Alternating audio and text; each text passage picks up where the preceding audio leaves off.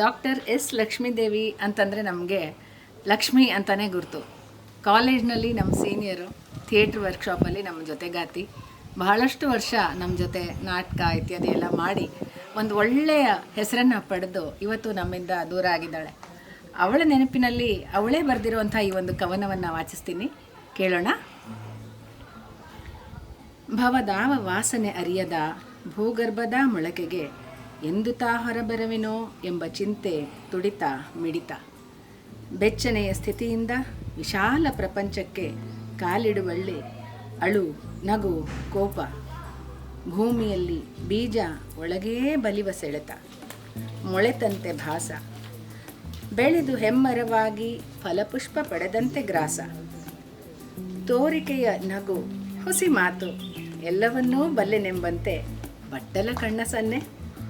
ಏನ ಬಯಸಿ ಬಂತು, ಏನಾಗಿ ಹೋಯಿತು ಎಂಬ ಚಿಂತೆ. ಚಿಂತೆಗೂ ಚಿತೆಗೂ ಇರುವ ಸೊನ್ನೆ ನಡುವೆ ಭೇದ ಎಳ್ಳಿನಷ್ಟೇ ಆದರೂ ಎಷ್ಟು ಅಂತರ. ಜೀವ ಮೊಳೆತು ಬೆಳೆದು 100 ವಸಂತಗಳ ಕಳೆದು ತನ್ನ ಅನುಭವದಲ್ಲಿ ಅನುಭಾವ ಕೂಡಿಸಿ ಮಾಗಿ ಮೋಕ್ಷ ಪಡೆವೆಡೆಗೆ ಹಾರಿ ರಸ ಹೀರಿ ತನ್ನ ತನವನ್ನೆಲ್ಲ ಧಾರೆ ಎರೆದು ಮನುಕುಲದ ಬೆಳಕಾಗ ಬಯಸಿದ ಆ ಮೊಳಕೆಗದೆಷ್ಟು ಆಸೆ ದುಮ್ಮಾನ. ಮತ್ತೆ ಸುಖದ ಒಮ್ಮೆಳಿತ ಜಗದ ಸಮಸ್ತವ ಬಯಸಿ ಓಡಿ ಆಡಿ ಮುದ್ದಾಡಿ ಓಗೊಟ್ಟು ಮರುಹುಟ್ಟು ಪಡೆದದ್ದು ಹೇಗೆ. ಪ್ರತಿ ಜನನಕ್ಕೊಂದು ಉದ್ದೇಶ, ಸಾಧನೆ, ಪಾರಮಾರ್ಥ. ಕೊನೆಗೆ ಏನಾಗುವುದೋ ಆ ಆರ್ತನಾದದ ಆತ್ಮ.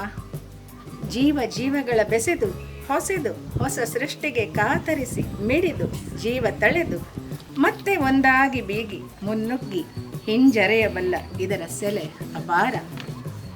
ಸುಳಿಯಲ್ಲಿ ಸಿಲುಕಿ ಮತ್ತೆ ಮೇಲೆದ್ದು ತನ್ನತನವ ಹುಡುಕಿ ಜಾಲಾಡಿ ಹಾಡಿ ಕೂಡಿ ಕೊಳೆತು ನಾರುವ ಇದಕ್ಕೆ ಯುಗ ಕಳೆದು ಮತ್ತೆ ಗರ್ಭಾವಸ್ಥೆ, ಮತ್ತದೇ ಆಸ್ಥೆ.